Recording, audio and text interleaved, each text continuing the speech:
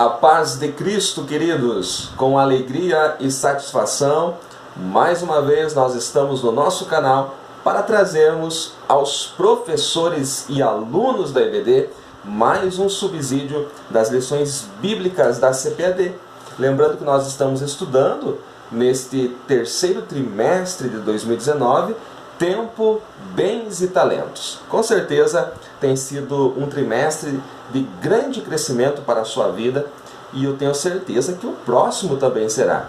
Eu estou hoje aqui com o professor Otoniel, estou tendo esse privilégio de estar novamente com o professor Otoniel, que há alguns anos, né, professor, já dividiu conosco aí algumas pré-aulas, né? Eu creio que foi em 2016, se eu não estiver enganado, e é um prazer tê-lo mais uma vez aqui. A paz do Senhor, meu caro presbítero Otoniel. Paz do Senhor, evangelista Márcio. Para mim é uma alegria, satisfação grande em estar juntamente contigo e com seus milhares, né, de alunos e professores que acompanham essa videoaula. Para mim é uma satisfação grande, né, em estar de volta aqui cooperando com o seu trabalho. Muito bem, se você não é inscrito no nosso canal, inscreva-se e ajude-nos a compartilhar a palavra de Deus, compartilhando os nossos vídeos nas suas redes sociais. Também você pode deixar o seu comentário, a sua crítica, que nós estaremos lendo e estaremos fazendo aquilo que estiver no nosso alcance. A lição de hoje, a lição de número 11, ela traz o título A Mordomia das Obras de Misericórdia. O professor Otoniel estará lendo para nós aí o textuário da nossa lição. Textuário da nossa lição. Porque o juízo será sem misericórdia sobre aquele que não fez misericórdia, e a misericórdia triunfa sobre o juízo. Tiago, capítulo 2, versículo 13. A verdade prática da nossa lição diz que o cristão tem o privilégio de exercer a misericórdia junto aos necessitados como expressão do amor de Deus. E a nossa leitura bíblica em classe, que nós vamos falar um pouquinho nesta pré-aula, é Atos 4, do 32 ao 35, e também Lucas capítulo 10, os versículos 30, 36 e 37. Para nós iniciarmos, como sempre, eu gosto de falar, professor Otoniel, a respeito do título da lição, Obras de Misericórdia. O que seriam estas obras de misericórdia e como que elas se evidenciam na vida do cristão? Professor Márcio e amigos que nos acompanham, a misericórdia, ela vai muito além de uma teoria ou de um conhecimento. É algo que eu tenho que sinto dentro de mim aquela dificuldade que a pessoa, que o meu próximo está sentindo e sentindo, tendo essa conexão entre a dificuldade do próximo e a minha oportunidade de ajudá-lo naquele momento. Olha só que definição aí simples e concisa que o professor nos trouxe, né?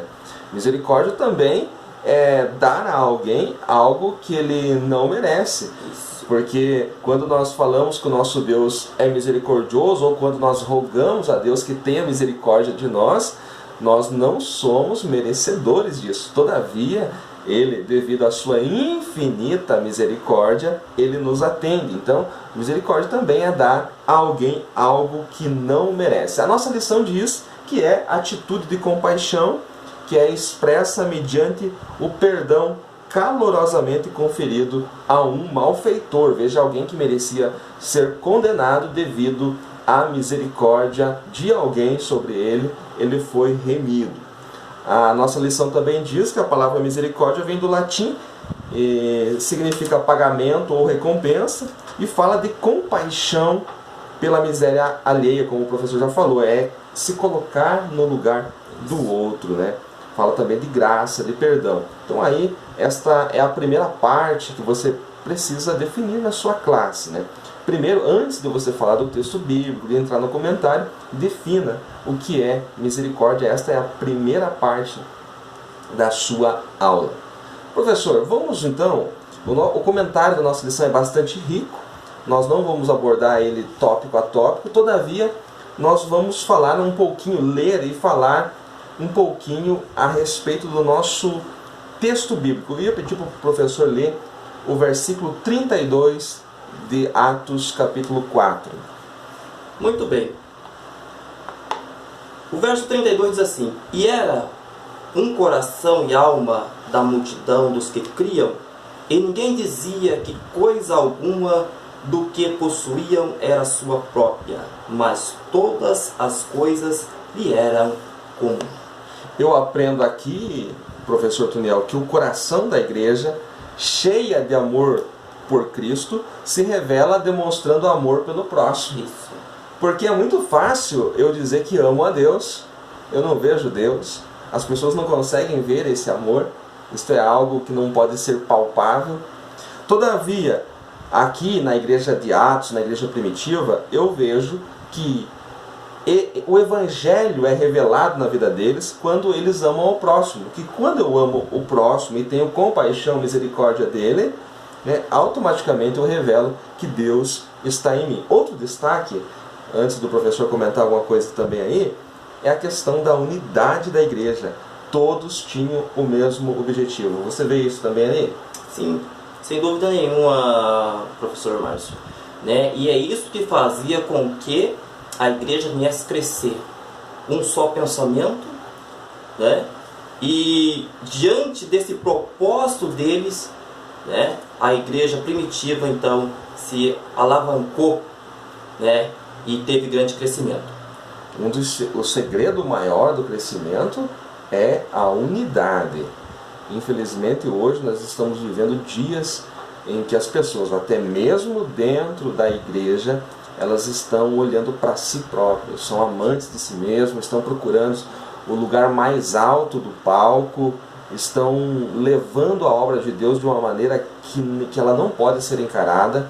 Quando a igreja vive em unidade, quando todos têm o mesmo parecer, o mesmo objetivo, o mesmo propósito, a tendência da igreja é crescer. Então a igreja de Atos, ela crescia tanto em qualidade quanto em número também, porque Lucas fala que a cada dia o Senhor acrescentava à igreja. O versículo 33 diz que os apóstolos davam com grande poder testemunho da ressurreição do Senhor Jesus, e em todos eles haviam abundante graça. Eu anotei aqui, Toniel, que os apóstolos pregavam com autoridade o Evangelho, pois as obras de misericórdia da igreja dava autenticidade à pregação. E o povo olhava, o povo que estava lá fora, eles olhavam para essas ações da igreja e pensavam, se eles estão dispostos a entregar tudo pela causa do Senhor, é porque este Cristo realmente está vivo. Ele morreu, mas ele ressuscitou. Então, eu entendo aqui que a atitude da igreja, ela fala mais alta do que a pregação. Sempre foi assim, né, professor Márcio? A atitude que faz a diferença. Então, muitas vezes, as pessoas têm muitas teorias, mas poucas atitudes. É a atitude que vai fazer a diferença, que vai falar mais alto, que vai estar mostrando realmente o que é para ser feito, através da atitude. Eu digo isso porque nós vivemos dias em que nós queremos pregar no microfone, nós queremos pregar na tribuna, ou aqui na internet, ou no rádio, na TV, mas a maior pregação que tem é as nossas vidas. A maneira como eu ajo em relação ao meu próximo revela se Cristo realmente mudou a minha vida.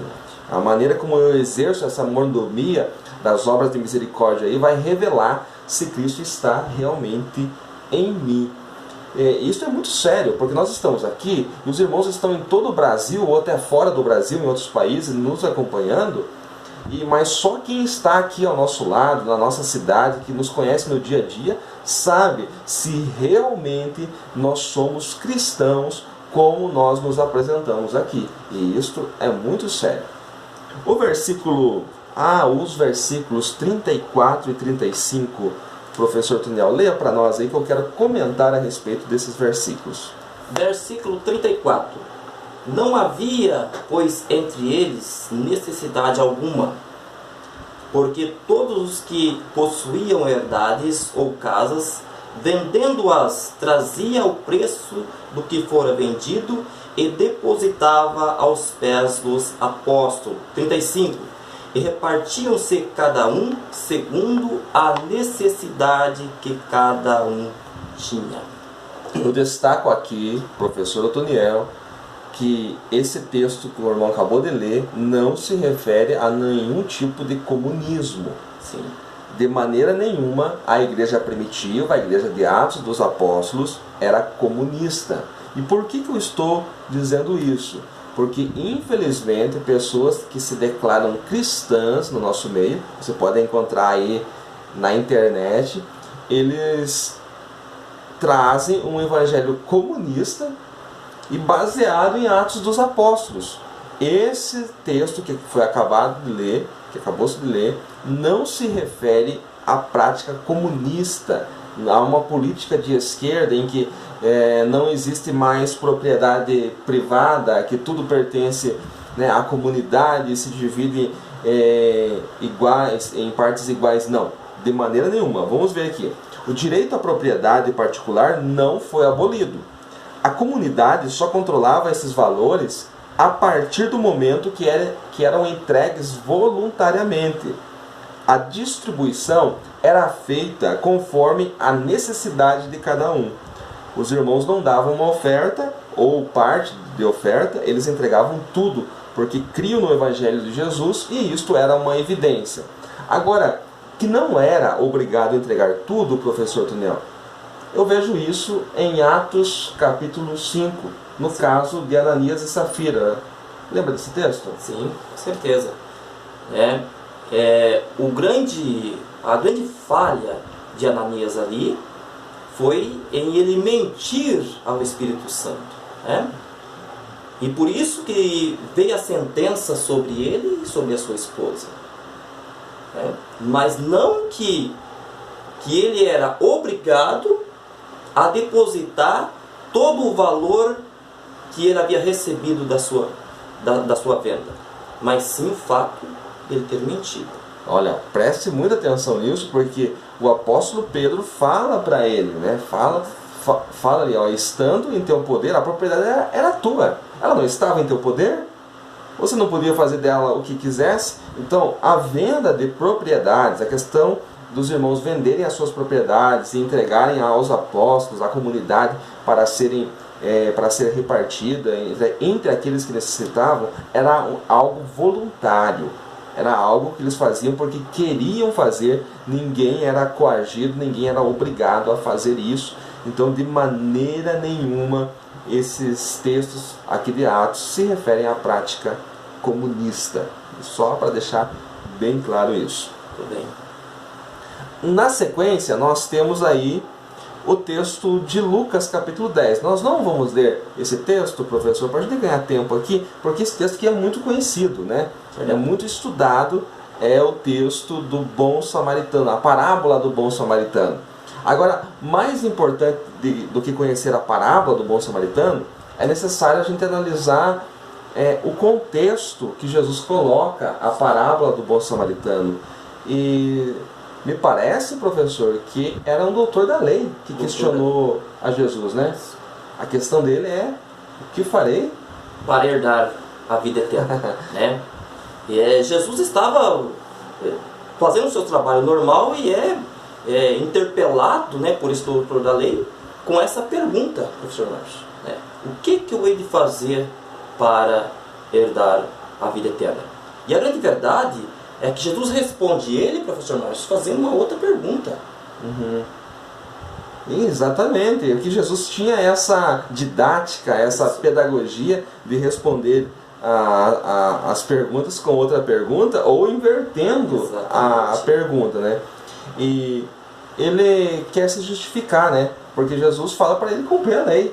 Conhece a lei? Ele conhecia a lei. Então, amar a Deus acima de todas as coisas e ao próximo como a ti mesmo. Cumpriu esses dois mandamentos? Cumpriu a lei. E daí ele quer se justificar. Agora, esse quer se justificar que me chama a atenção. Essa parte do justificar me chama muito a atenção porque ele não foi acusado. Já parou para pensar nisso? Jesus não acusou ele. E aí o texto fala, e ele querendo justificar-se. Ou, em outra versão, ele tentando justificar-se a si mesmo. Mas em que momento que ele foi acusado? No texto não tem nenhuma acusação. Agora, algo interessante, que aquele que deve alguma coisa, a própria consciência já o acusa. Então ele está tentando se justificar perante ele mesmo, porque naquele momento a sua consciência o alertou. E ele, querendo justificar-se, porque ele não sabia o que dizer, disse, quem é meu próximo? Na verdade, o grande problema é que eu não sei quem é meu próximo. Aí é que Jesus entra com a parábola, né? Com a parábola. E ele diz, né, que descia, é o versículo 36, né? Descia um homem de Jerusalém para Jericó e caiu nas mãos dos salteadores. Eu trouxe aqui só para conhecimento dos irmãos que de Jerusalém a Jericó era uma descida entre os estudiosos aí, de 800 a 1000 metros, né, de altitude. E essa altitude se perdia entre mais ou menos 28 quilômetros, né, a estrada. Uma estrada que passava por uma região desértica e rochosa, que propiciava a presença de assaltantes que ficavam à espreita em meio às rochas. E foi isso que aconteceu com esse homem que foi assaltado e também espancado. O que acontece? Primeiro, passa, né, um sacerdote. O sacerdote não pôde atendê-lo, meu caro Toniel, porque ele tinha um compromisso com a obra. Compromisso este que ele tinha que ministrar no templo. E ele estava todo limpo, ele estava com a sua roupa de sacerdotal. E ele olhou, viu ali e falou, mas não é comigo isso, né? Vou fazer a obra de Deus. E deixou o homem na beira do caminho, nem sequer falou ou fez nada. Aí passa o levita. De maneira nenhuma o discípulo é maior do que o seu senhor, né? O levita, automaticamente, que já aprendia com o sacerdote, passou de largo também. E o homem continua ali, agonizando e prestes, talvez, quase chegando à beira da morte. Não sabemos que estado que ele estava. Parece-me que era grave, muito grave. Aí vem um samaritano, e o texto sugere que o homem caído era judeu. E nós sabemos que não há nenhuma relação, ou não havia nenhuma relação, naqueles dias, entre judeus e samaritanos. Eles se odiavam. De maneira nenhuma eles tinham comunhão. Mas o homem samaritano, que teoricamente era inimigo daquele homem caído, o homem judeu caído, que estava ensanguentado, espancado, ele para socorrer o homem. E isso me chama a atenção, que este samaritano tinha o que o levita e o sacerdote não tinham. Verdade. Ele tinha azeite, ele tinha vinho e ele tinha ataduras. O azeite é um tipo do Espírito Santo. O vinho, que tanto tipifica a alegria, quanto servia como antisséptico, né, para curar as feridas. E ele tinha ataduras para amarrar as feridas. Sabia que o sacerdote, ele também tinha azeite? Mas estava entre as quatro paredes. O azeite dele estava no templo. No templo. Então ele não tinha obra. Olha só que nós estamos dentro do assunto. Ele não tinha obras de misericórdia para mostrar, para socorrer aquele homem, porque o ministério dele estava dentro do templo. E o samaritano, que não era obreiro, não tinha credencial de obreiro, socorreu aquele homem. Só um adendo, professor Márcio. Sim, claro, temos tempo ainda. Veja só, tudo, tanto o vinho quanto o azeite o sacerdote tinha, mas estava lá entre as quatro paredes, estava lá no templo. Para nós exercermos a nossa misericórdia, para nós ser misericordioso, o professor Márcio deixou bem claro que o vinho representa alegria. E para mim exercer essa misericórdia de forma da maneira que Deus quer, eu preciso exercer ela com alegria. Porque tem pessoas que acham que está exercendo a misericórdia mas faz alguma coisa de maneira que vem a estar murmurando depois. Não tem alegria naquilo que ele faz. Não produz, né? Ele de repente até faz alguma coisa que entende-se que ele está usando de misericórdia, mas não é. Porque ele sai dali e depois murmura daquilo que ele fez. Mas quando se faz com alegria, Deus recebe aquilo que nós fazemos. Outra coisa que você vê, o óleo, que representa, como o professor já disse, a presença do Espírito de Deus. Então, quem tem a presença do Espírito de Deus, quem tem o Espírito de Deus, ele não faz a obra para ser salvo, mas ele faz porque ele é salvo, porque ele tem o Espírito de Deus. E todo aquele que tem o Espírito de Deus, ele é salvo. Logo, a obra, nós praticamos a obra porque somos salvos e não para ser salvo. Isso é bem claro no texto de Paulo aos Efésios, no capítulo 2, os versículos 8 ao 10, ele deixa bem claro que nós somos salvos pela graça, mediante a fé. E daí no versículo 10 ele vai dizer que nós fomos criados para as boas obras. Então nós não somos salvos pelas boas obras, nós fomos criados para as boas obras e fomos salvos pela graça mediante a fé.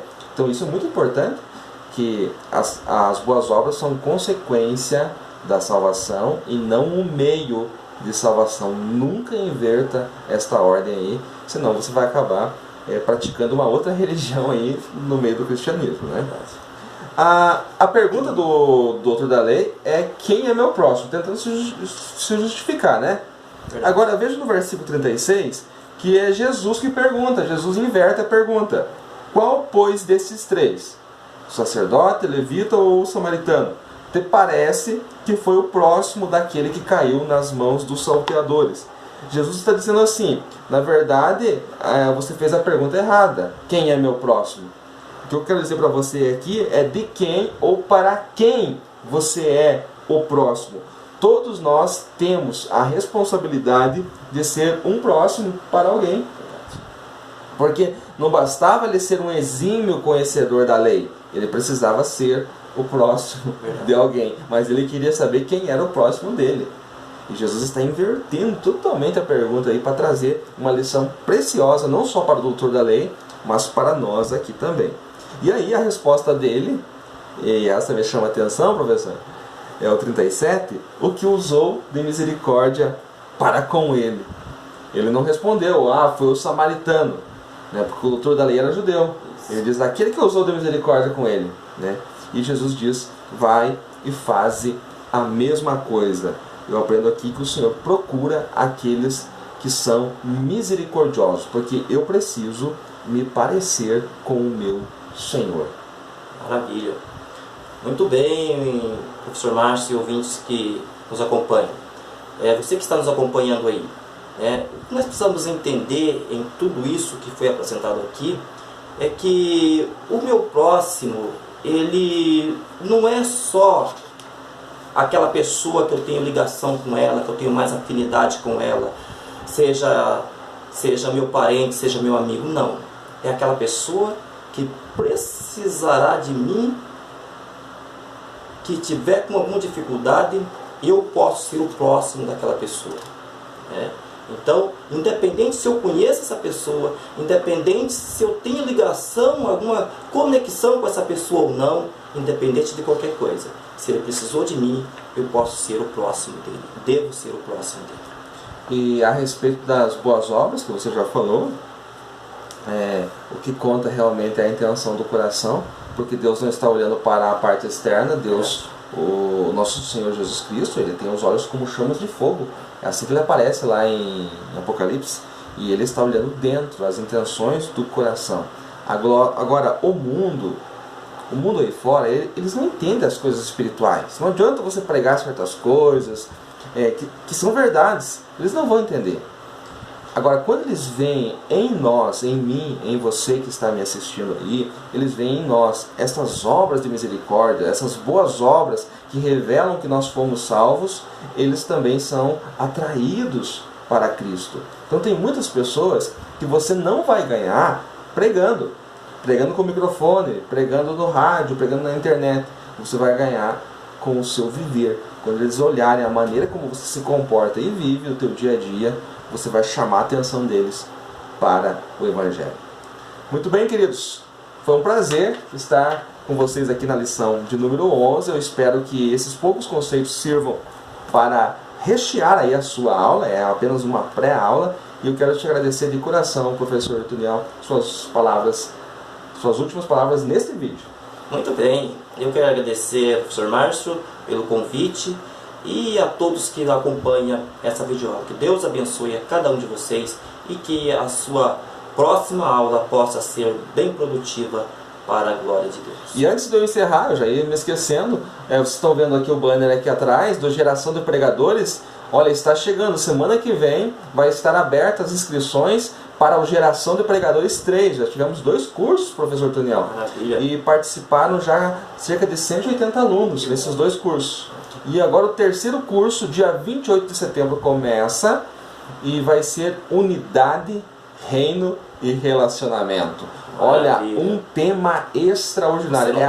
É algo do céu, realmente, o que nós temos aí nesse curso. Então, vai estar aberto as inscrições. Eu vou deixar o WhatsApp aí logo abaixo do vídeo para que você entre em contato comigo para você fazer a sua inscrição e participar deste curso Geração de Pregadores, Unidade, Reino e Relacionamento. Que Deus abençoe a todos em nome de Jesus.